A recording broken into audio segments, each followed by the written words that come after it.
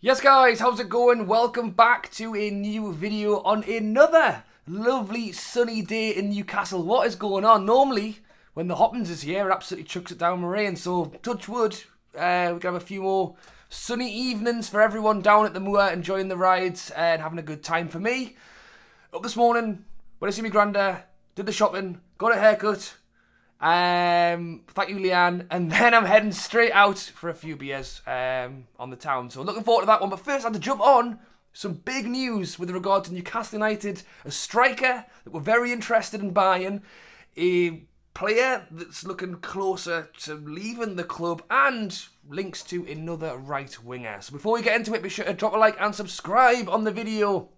You guys have been great for that recently. I've been asking you to help me get closer to that 50,000 subscriber mark, and you guys have been listening as we get closer and closer every video. So if you haven't hit it yet, be sure to do so. The big news that we'll start with is Dominic Calvert-Lewin. That's right, the 27-year-old Everton striker, as reported by, I think, the Telegraph first thing this morning, with Keith Downey and Sky Sports following it up a little bit later on, that we are very much in talks with Everton for their, I was going to say, number 9, number 1 striker. He's not really anymore. He was, just a few years ago, was, you would have said second in line behind Harry Kane. I mean, nowadays he's nowhere near it. He's had that great spell with Everton. I think it was when Ancelotti was there and he was scoring goal after goal and looking like a really solid player. I remember when Newcastle were linked with him back then as well. Obviously, times have changed a little bit for him, and times have certainly changed for us. We're in a situation where Isak's the number 1 man, really. And it was Wilson. We possibly knew that Wilson would slowly make his way out, Isak would slowly make his way in, and that's exactly what's happened. Now, I would actually say, if anything, the injury issues that Wilson has propelled Isak into the limelight even quicker, and, in a good way, really, because he is such a good player. Isak is number 9, he's our first choice striker. Then it's Wilson in behind, and then that's the thing, isn't it? Because of Wilson's injuries, we need to bring somebody else in. I assumed Newcastle would have taken the route of possibly a younger striker. Eddie Howe has spoken quite a lot about the fact that he doesn't want Wilson to leave. I think if we're bringing Calvert-Lewin in, is he happy to be, one of 3 strikers who mostly aren't going to get a game unless we start playing Isak on the left, but then we're not going to do that when Anthony Gordon's out there either. So, yeah, the Dominic Calvert-Lewin one is a little bit strange for me. I think if Wilson is leaving and Calvert-Lewin comes in as the second choice striker, then I think, maybe with a season under Eddie Howe, similar to the one he had with Ancelotti, there's a player in there, and we spoke about his injury issues. Dominic Calvert-Lewin has had his injury issues. I mean, last season, he played 32 times. He was fit for a fair bit of the season, but he only scored, I think, 7 goals. He got a couple of assists. And I mean, that return rate isn't great for what you'd want to be, your star striker. But then again, we're not buying him to be our star striker. We're buying him to be that second choice. And I think if we did get him for 10, 15 million for a Premier League proven, not in recent years, but there's no reason why Eddie Howe can't get that back out of him again, for a reasonable fee to come in behind, I think that's not a bad move. The hindsight in 6 months' time, however, is when we look back and he's been injured the whole time because those injury issues have crept back. Wilson's gone to Saudi or wherever he's going, and we're back at Isak being our only striker again. So I thought Newcastle would have maybe taken the route of a young striker and maybe sit behind Isak and maybe even keep Wilson for one more season. It looks like that may not be the case. I mean, if we keep Wilson, if Wilson and both Wilson and Calvert-Lewin are happy to be behind Isak, then maybe we just do it. Have 3 of them. Hopefully they can't all be injured at the same time. And if we get him for a reasonable fee, then I don't mind it. It's when you start talking 30, 40 million, I'm going, well, hang on a second. That's too much. So you let me know down below. It's certainly big news. Is it good news? You can tell me down in the comments. And as I've mentioned at the start of this video, even more big links from Sky Sports coming out with regard to our right wing position, starting with Yankuba Minteh. And I know we're probably sick of talking about him at this point, so I will gloss over it to start this video. But He's being linked away again. Sky Sports reporting that Everton, funnily enough, have put in big interest to sign the player from us. I mean, this is the sad thing, really. There's a lot of comments on Twitter at the moment saying, football's gone. And I don't disagree, to be honest, because it sounds a little bit like, well, we'll buy Calvert-Lewin off you for this much, as long as you buy Yankuba Minteh off us for this much. And then that means that our PSR balances will work out.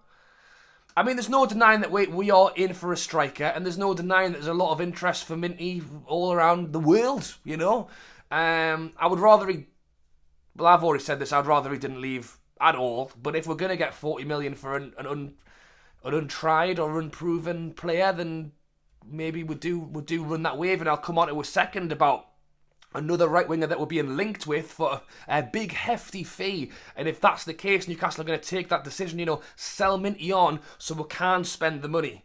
Obviously, there was heavy links to Elise. That one looks like it's run its course now. It doesn't look like he's going to go to Chelsea or Crystal Palace, who also offered him a new deal. So they weren't giving up. They wanted to keep their main man. It looks like he's off to Bayern Munich. The reports coming out from Sky Sports today, as I mentioned, that Minteh is heavily linked to Everton, as well as links coming out that Roma are also a contender. Keith Downey said that Everton has tangible interest in the player, and that there is also another elite European club who are after him as well. So, yes, the decision to what we do with Minteh is left in the hands of Eddie Howe, and I think it's similar with the whole Dominic Calvert-Lewin situation. I think it's, in Eddie we trust. I think similar to the pair, I think if we get an astronomical fee for a 19-year-old lad who could go on to be a world beater, but as a couple of other guys on YouTube have mentioned, Matty mentioned it, I think Adam did as well, which hadn't really crossed my mind, so big up to them too, was the sell-on clause and all of these other clauses that we can put in. We'll sell Minteh for 40 million, but by the way, if you do sell him again, we want first refusal. So straight away, we're making sure that if he does go, if we do sell him to Roma or whatever, I'd rather he went to a European club than Everton down the road, if I'm perfectly honest. But as I've mentioned, it sounds like we'll scratch your back, you scratch ours with the whole Dominic DCL Minteh switch up. But, send him on his way out to Roma or Dortmund or whatever for 50 million. I'll say 50, not 40. We want 50 million. But by the way, if you sell them on, we want first refusal. So we will match and pay whatever it is that the other teams match. And so we get the chance to buy him back. Or, if we decide not to buy him, we want a 20% clause on whatever you sell him for. So if we sell him for 40, 50, and then he gets sold from Dortmund to Real Madrid, just like Bellingham did, for 100 million, we're getting another 25 million, and then you're getting 65, 70 million for the player. So there's some stuff there that, although I don't particularly want to let him go, the links are heavy, and it sounds like Newcastle are very much considering it. If we are going to do it, let's just make sure we belt and brace ourselves that we are getting fully recuperated if he does go on to be a superstar. And if he doesn't, well, we've just made 40 million out of a 19-year-old lad. So, yeah, it's interesting to see what we do on that front, but I think it does look like the decision seems to be more along the lines of let him go and then take that money and fund it into a more experienced player. Elise definitely seemed to be one Newcastle were keen on.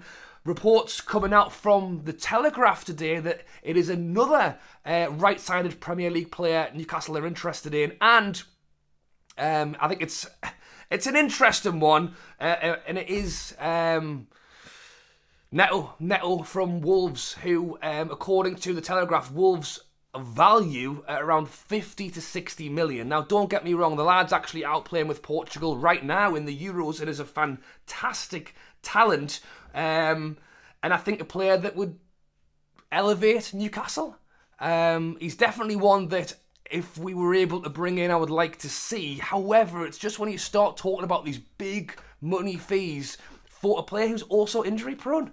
Have we not got enough of that at this moment in time? I think he played 20-25 games for Wolves last season, which isn't a full season. That is injury. And look, I think Wolves fans will be disappointed to see him go. I think even for a big fee like that, having a player like that leave your side, I think the Wolves fans will be disappointed. But at the same time, to let a player go who's only managed to play 2/3 of a season, half a season, when he's for that amount of money, I think they'd probably take it. And I think because of Wolves' again issues with PSR, I think they are probably open to the option of a player like him leaving. Now, having said that, he played 24 games, but he was still able to put the ball in the back of the net. I think it was 4 or 5 times. I think he got over 10 assists as well. So you're looking at an assist every other game when he was available. I mean, those numbers are good, and he's a direct footballer as well. I think he would suit what Eddie Howe likes, because, you know, as opposed to England that we're watching right now, who are seemingly on the least direct team in the entire tournament,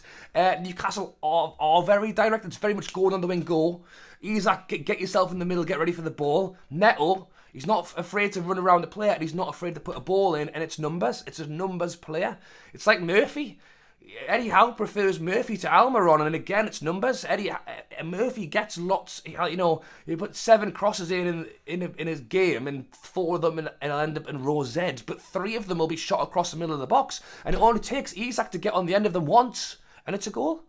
Whereas Miggy's cutting in all the time, and we need a right winger. I think it's clear that we need that position. It looks like Newcastle are going bold, you know, with what we're trying to do. We are trying to go out and bring in someone who I think will complement the front three that we want to have. I mean, the midfield next season is pretty stacked. I understand people still would potentially like to see a different kind of midfielder to come in, maybe a more defensive midfielder to allow Bruno to go further forward. But I think generally speaking, Bruno, Joelinton, Sandro Tonali is awesome. And that's not even talking about Willock, who can come on and play if he needs to. Miley, who's insanely good. You know, we're well stacked there. Like, the left side with Gordon is amazing. I think Isak up front with the Calvert-Lewin sitting in behind. I mean, we haven't got Europe. You know, so that's another thing. For Calvert-Lewin to, you know, but the thing is, he's not getting first team football as it is. And maybe he's resigned to the fact that he would rather play a bit part in a team who's going places than maybe have to, you know, drop down to get a first team spot. And if we can get him for a reasonable fee, I don't think it's that bad, and I believe that Eddie Howe can get some good performances out of him again. It's the right mid that would just look a little bit lackluster.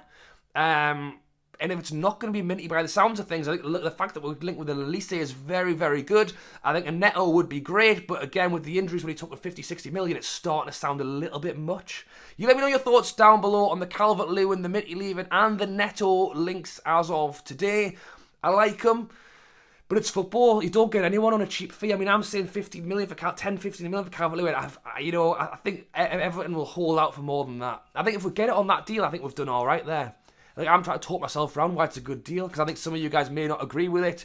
You know, he's has his day gone. You know, is Calvert-Lewin done, or can Eddie Howe bring him back out of it again?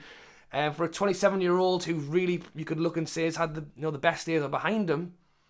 But when it's 10 million, it's all right. It's when it's 30, 40 million, I'm going, oh, hang on.